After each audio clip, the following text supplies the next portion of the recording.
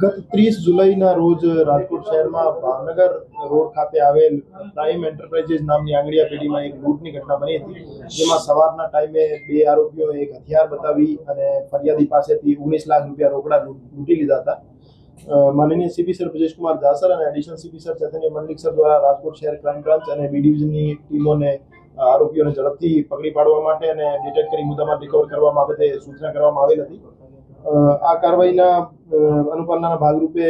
ACP Shri Bharat Basiya સાહેબના માર્ગદર્શન હેઠળ પીઆઈ શ્રી એસ ચાવડા સાહેબ, પીઆઈ શ્રી મનોજ ડામોર સાહેબ, પીઆઈ શ્રી ચિરાગ યાદવ સાહેબની ટીમો દ્વારા અલગ અલગ રાજ્યોમાં તપાસ હાથ ધરવામાં આવેલ હતી અને બે આરોપીઓને અત્યારે રાજકોટ શહેર ક્રાઇમ બ્રાન્ચ દ્વારા ઝડપી પાડવામાં આવેલ છે, જેમાં એક આરોપી રમઝાન અલી એને વેસ્ટ બેંગોલ ખાતેથી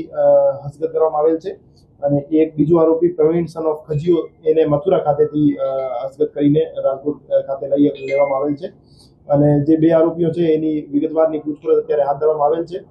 અને જે એક આરોપી રમઝાન અલી છે વેસ્ટ બેંગોલથી જેને લાવવામાં આવેલ હતો એના 5 દિવસના રિમાન્ડ મેળવવામાં આવેલ છે અને રિમાન્ડ દરમિયાન એની વ્યવસ્થિત પૂછપરછ કરી એમના પાસેથી મુદ્દામાલની રિકવરી કરવામાં આવશે.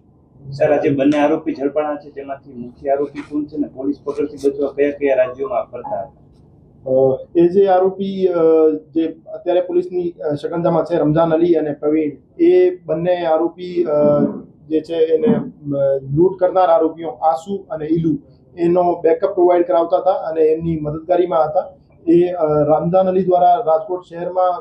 આ બનાવ બન્યાથી 20 દિવસ પહેલા એક મકાન ભાડે રાખીને જે 3 આરોપીઓ બીજા છે પ્રવીણ, આસુ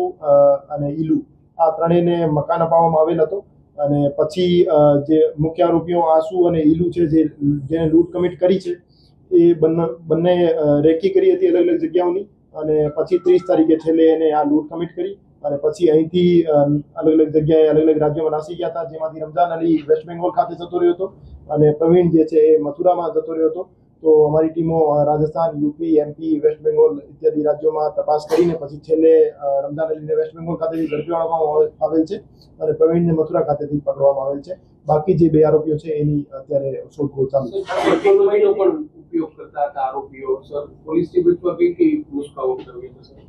આરોપીઓએ ચોરીની બાઇક અહીંયા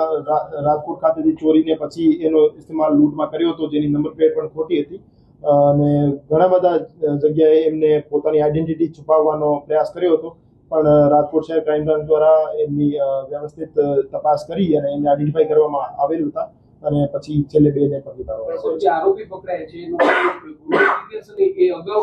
ગુજરાતમાં કે રાજકોટ કાબુ કર્યું હતું, બીજું એનો પ્લાન કઈ રીતે કર્યો હતો, શું? અત્યારે જે બે આરોપીઓ પકડાયેલ છે એમાંથી પકડાયેલ આરોપી પ્રવીણ સન ઓફ ખજીઓ જે છે એમને વિરુદ્ધ રાજસ્થાનમાં ડીગ ડિસ્ટ્રિક્ટમાં 2 આર્મ્સ એક્ટના ગુના દાખલ થયેલા છે અને બીજું એક જે આરોપી છે આસુ ઉર્ફે આસ મોહમ્મદ અયુબ, એ મથુરાનો રહેવાસી છે. એના વિરુદ્ધ